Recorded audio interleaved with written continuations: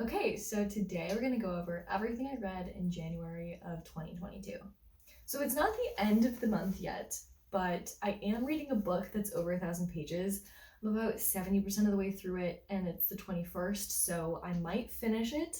If I do, I'll just tack it on to the end of this. Okay, so the first thing that I read this month was Invisible Women, Data Bias and the World Designed for Men by Carolyn Criado Perez. This book was incredible. You need to read this book.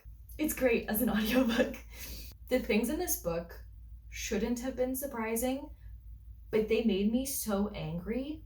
I mean, I thought I understood how messed up the patriarchy made women's lives, but I did not understand the extent to which women are left out of data. And in this day and age, data is what we use to do everything. It's what we use to decide if something is equal or equitable, and women are left out of the data, so there's no way that it can be equal or equitable. I'll give you a few examples of the things that were in this book. So it talked about medical trials, and I knew that medicine wasn't a great place for women. I knew that doctors gaslight women all the time. I've been gaslit by doctors before. But what I didn't realize is that this starts all the way at the beginning of the clinical trial process, because most animal trials do not include female animals. They're only done on male animals. So right from the get-go, we're only progressing things to the next phase of clinical trial if they work for male animals. And the most common adverse effect of drugs for women is that they don't work. So imagine for a moment if we had included female animals in these trials and we sex disaggregated the data and we knew, okay, this drug only works for female rats, doesn't work for male rats. So let's continue this just for females because it doesn't work for men, and vice versa. If we include both genders, we could actually find drugs that work for women. Blew my mind. And of course, human clinical trials are almost equally as messed up, but that one really got me with the animal trials. A car design. I didn't realize how untested cars are for female drivers. It's not required that you have to test a female crash dummy. They do test a female crash dummy in the passenger seat, but it's not an anatomically correct female dummy. It's just a scaled down version of the male dummy, which is why women are much more likely to be seriously injured or die in car crashes. This is an easy fix. We could just make an anatomically correct female crash dummy and test it in all the places that we test the male crash dummy. I do not understand. Women drive cars as much as men do, so let's just test the frickin' things. So yeah, I'm getting heated already. So that was my experience reading this book. I would be like cooking dinner reading this book and go, what? So yes, read it. It was great. The patriarchy really shows its ugly head in this one. The second book I read was the first book in the series A Song of Ice and Fire, A Game of Thrones. I have watched the TV show, and I read this book with my dad on a road trip because I was visiting family for the holidays with my little zoo of animals. I have both a giant dog and a tiny cat. So we drove, but the drive takes about 2 hours.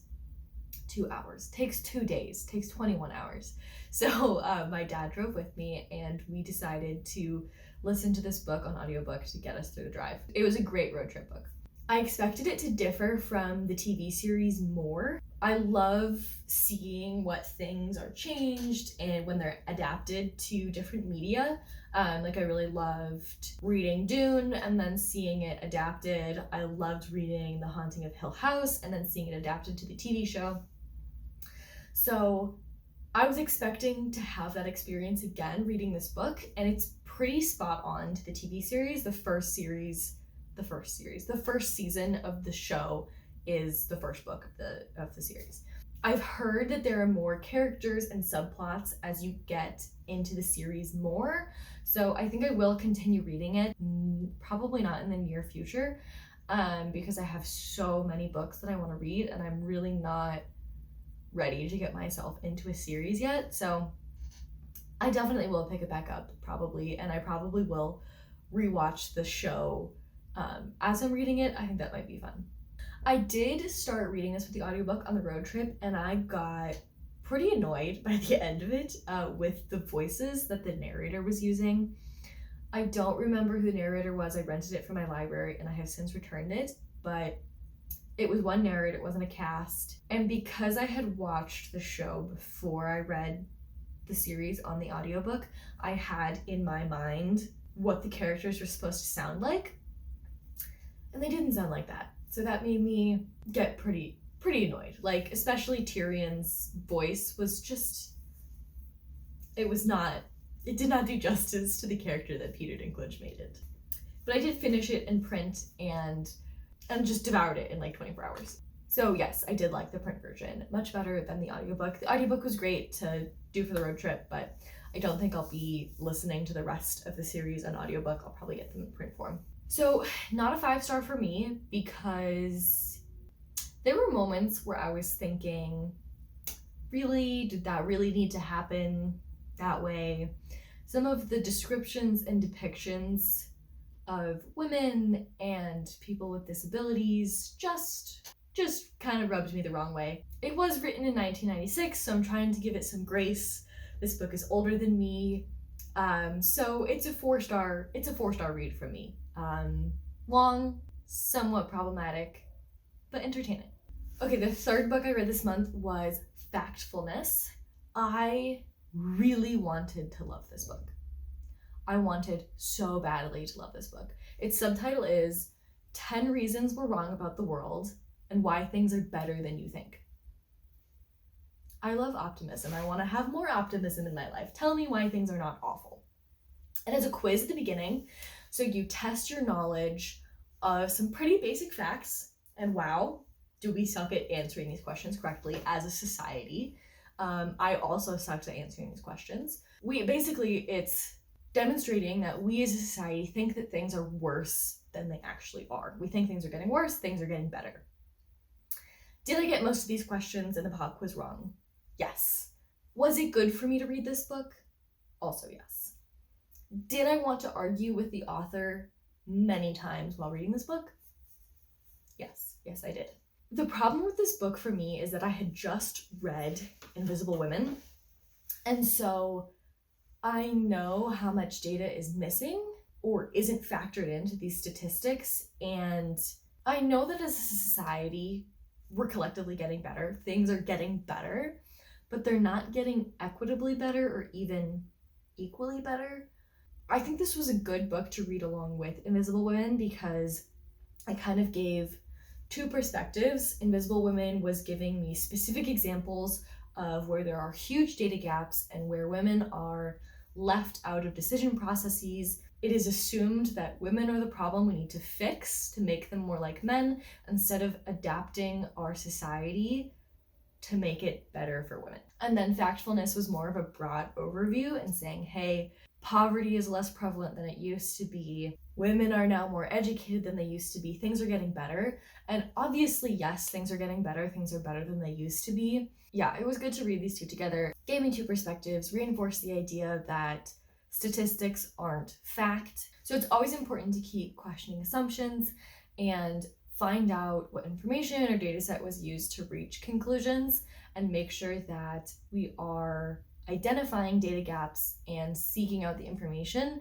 that we don't have, because nothing is more dangerous than an unknown unknown. You have to know what you don't know and then go seek out that information. So this was a 3-star for me. It was a 3-star book for me. Yeah. I really wanted to love it, but it just, after Invisible Women, I couldn't be that optimistic about the world. Okay, the last book that I read was Red, White, and Royal Blue. I did not expect this book to ruin me in the way that it did. Existential crisis and made me believe in love again. Great book. great book. For anyone that doesn't know, the premise of this book is that the first son of the United States, the president's son, and the Prince of England meet, and it's like a little enemies to lovers type situation. They fall in love. It's exceptional. It's been explained to me as a wholesome romp, and it was, but it also made me think so many things. First of all, it is hilarious. When Alex, the first son, comes out to his mom, he tells her that he's dating the Prince of England, and she's so supportive of him. But the fact that he's dating the Prince of England is a little bit complicated. So she like sends him a calendar notification, books a meeting room, and makes a PowerPoint presentation that's titled like the ethical complications of dating a foreign dignitary, and it's hilarious. I would read this book over again just for the PowerPoint. It's so good. On a more serious note, the way that this explores bisexuality and politics and the media was really, really interesting to me. This is something that I've thought about a lot. The idea that you could follow a heterosexual life if you're bisexual, to be more electable, but that would mean denying a part of yourself, and the perception of other people that you could do that, and also the personal turmoil that happens trying to deny a part of yourself. It was excellent. I really enjoyed how they explored that. It wasn't a large part of the book. It was literally like one conversation that two characters had, but it made me think a lot about that because I'd never seen that depicted in fiction before. Another thing that was really powerful was the way that the monarchy and people in power had kind of a meltdown about this. They assumed that this queer relationship would be a political nightmare and that the public was going to think it was perverse, and there was no way that the British people could accept this, and this was going to cost his mom re-election, and all of this crazy stuff about how complicated it was that this was happening. And it wasn't because he was in a relationship with the Prince of England. Like, it was said that if his sister had been in this relationship, everyone would have loved it and they would have thought it was fantastic. But because it was a queer relationship, it was a huge problem for everyone. Everyone in power thought it was going to be a huge problem for the public. And it reminded me a lot of the West Wing episode where it's an election year. This story is done on like the president's favorite foods. And they ask his personal aide, are there any foods he particularly likes, and are there any foods he does not like? He lists some foods that he likes, and then he says that the president doesn't like green beans. Because the president doesn't like green beans. And all of a sudden, it becomes this crazy thing where everyone is freaking out that there's a story that the president doesn't like green beans because the state where the most green beans are grown is a state that they really need for election year. And this is going to cost him re-election because all the people in that state are going to know that a large part of their revenue comes from green beans, and they're going to think that the president not liking green beans is this signal that he doesn't like the people of this state and that he doesn't support the farmers. And it's like crazy insane when you think about it. And there's this point in the episode where one of the staffers is like, can we trust the American people to get that the fact that the president doesn't like green beans just means that the president doesn't like green beans? Let the man eat other vegetables. It's not that big of a deal. So this reminded me a lot of that, and I think it's great to see that depicted because I don't think it happens very often where we kind of check ourselves and go, hey, the way that we treat the public is kind of silly. We need to trust people to not blow things out of proportion. But then again, the current situation that we live in now, I'm sure many of you have seen the movie Don't Look Up. Sometimes the public does blow things way out of proportion, and that's also a fact of life. And the last thing, this book made me believe in love again. I love watching people fall in love really genuinely. it was just very nice. The idea of like showing someone that you love all your favorite places and getting to know someone was just really wholesome. And their relationship is long distance mostly, so they do a lot of their communication through email, and it's kind of like a modern day writing letters by candlelight. The writing is really, really beautiful. I'm gonna read you one excerpt. Sometimes I feel like a funny looking rock in the middle of the most beautiful clear ocean when I read the kinds of things you write to me. It's beautiful. And he's writing about how much better his partner is at writing than he is. Like he's not the one who's the best at writing, and that's incredible. So yeah, I loved it. It was really, really nice. It was amazing. I love love. 5 stars from me. It was great. Go read it. Okay, hi, hello. It's me from the future. It's now February. I read 4 additional books in January somehow. So I'm back to finish talking about those. So that puts our grand total up to 8 books. Okay, first up we have Jonathan Strange and Mr. Norrell. I did end up finishing this. This is Susanna Clarke's first book. I read Piranesi in 2021 and absolutely loved it. So I thought, since one of my goals is to read more books from authors that I have enjoyed 1 or 2 books from, I picked up Jonathan Strange and Mr. Norrell. This book is very odd. This book is about Jonathan Strange and Mr. Norrell, who are 2 magicians in the 19th century as magic is returning to England. This book is, like I said, extremely odd. There are a lot of subplots and things that happen that you're not really sure how they connect, but everyone eventually connects together. So the book can be a little bit confusing at times, but I did really enjoy it.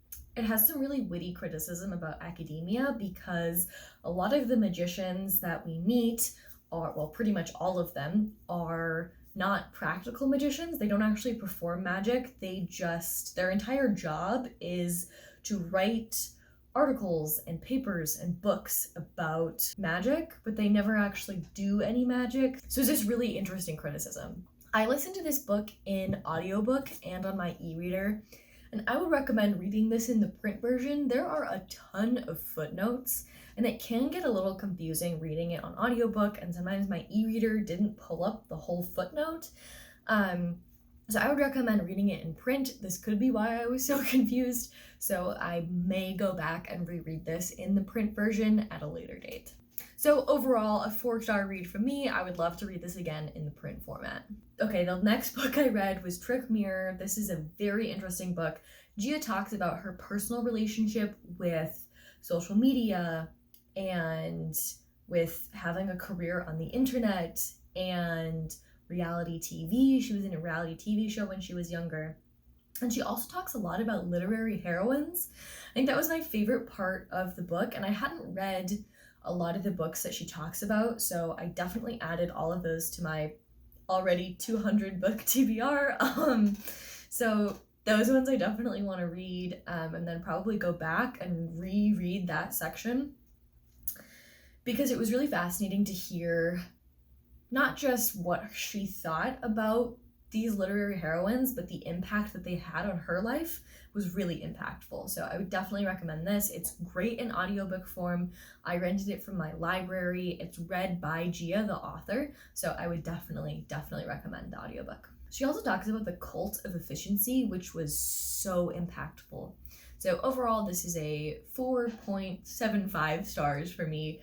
Really, really great book. Just didn't quite hit the 5-star mark. Maybe once I go back and read all of the books that she's talking about in her literary heroines section, this will bump up to a 5-star. Okay, the next book I read was Watch Over Me, and I had so many thoughts to say about this that I created an entire video about it. So if you would like to hear many minutes of me talking about this book, check out my video up here. Basically, it's got ghosties, it's got trauma, there is a remote farm. What's not to love? Great book, would recommend, 5 stars. Please read this book, it's amazing. The last book I read in January was We Are the Weather by Jonathan Safran Foer. This book I had been putting off reading because I knew that Jonathan was going to convince me that I needed to become a vegetarian.